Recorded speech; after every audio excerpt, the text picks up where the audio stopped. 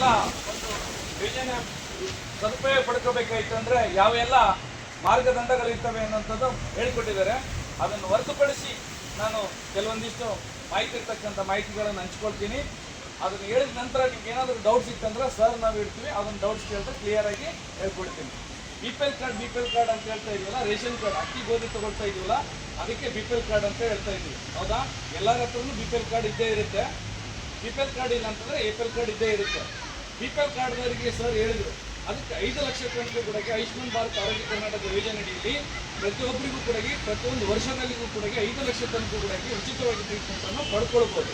ಯಾಕಂತ ಕೇಳಿದ್ರೆ ನಿಮಗೆ ಏನಾದರೂ ತೊಂದರೆ ಆಯಿತು ಅಂತಂದ್ರೆ ಮೊದಲನೇ ಎಲ್ಲಿ ಹೋಗ್ತಿರ್ತಾರೆ, ಸರ್ಕಾರಿ ಆಸ್ಪತ್ರೆಗೆ ಹೋಗ್ತಾ ಇರ್ತಾರೆ. ಸರ್ಕಾರಿ ಆಸ್ಪತ್ರೆಯಲ್ಲಿ ಆಗಿರ್ತಕ್ಕಂಥ ಚಿಕಿತ್ಸೆ ಯಾವ ರೀತಿಯಾಗಿ ಅಲ್ಲಿ ಇದು ಮಾಡೋಕ್ಕೆ ಟ್ರೀಟ್ಮೆಂಟ್ ಮಾಡೋಕ್ಕೆ ಅವಕಾಶ ಕೆಪಾಬಿಲಿಟಿ ಇರುತ್ತೋ ಅಲ್ಲಿ ನಿಮಗೆ ಟ್ರೀಟ್ಮೆಂಟನ್ನು ಕೊಡ್ತಾರೆ. ಅದಾದ ನಂತರ ಏನಾಗಿರ್ತಕ್ಕಂಥದ್ದು ಕೆಲವೊಂದು ಸರ್ಜರಿಗಳು ಬರ್ತವೆ. ತಾಲೂಕು ಆಸ್ಪತ್ರೆ ಇರುತ್ತೆ, ಪ್ರಾಥಮಿಕ ಸಮುದಾಯ ಆರೋಗ್ಯ ಕೇಂದ್ರ ಇರುತ್ತೆ, ಆಮೇಲೆ ಪ್ರಾಥಮಿಕ ಆರೋಗ್ಯ ಕೇಂದ್ರ ಇರ್ತದೆ, ಆಮೇಲೆ ತಾಲೂಕಾ ಇರ್ತದೆ, ಆಮೇಲೆ ಜಿಲ್ಲಾ ಆಸ್ಪತ್ರೆಯಲ್ಲಿ ಇರ್ತದೆ. ಇದಕ್ಕೆ ಕೆಪಾಬಿಲಿಟಿ ಪ್ರಕಾರವಾಗಿ ನಿಮಗೆ ಅಲ್ಲಿ ಚಿಕಿತ್ಸೆಯನ್ನು ಕೊಡಲಿಕ್ಕೆ ಅನುಕೂಲತೆಗಳಿರುತ್ತೆ. ಅಲ್ಲೇ ಆಗದೇ ಇರ್ತಕ್ಕಂಥ ಒಂದು ಕಾಯಿಲೆಗಳಿಗೆ ನಾವೇನು ಮಾಡಬೇಕು ಸರ್ ಅಂತ ಕೇಳಿದಾಗ ನಿಮಗೆ ವೃತ್ತಿಯಾದಂಥದ ಕಾಯಿಲೆಗಳಿರ್ತವೆ ಇದ್ದಾವೆ ಅಂತಕ್ಕಂಥದ್ದು ನಮ್ಮ ಮಿತ್ರರು ಹೇಳ್ತಾ ಇದ್ದಾರೆ. ಅದನ್ನು ಸರಿಯಾಗಿ ಲಕ್ಷ್ಯ ಕೊಟ್ಟು ಕೇಳಿ ಅದರ ಸದುಪಯೋಗವನ್ನು ನೀವು ಪಡ್ಕೋಬೇಕಂತಂದು ಕೇಳಿಕೊಳ್ಳಿ.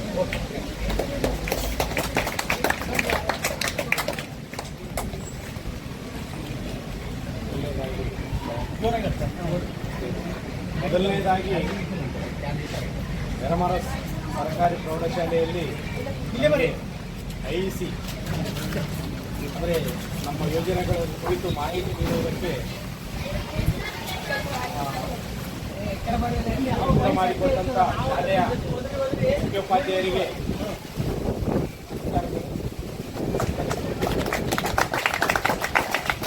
ಹಾಗೂ ಶಾಲೆಯ ಸಹಶಿಕ್ಷಕರಿಗೂ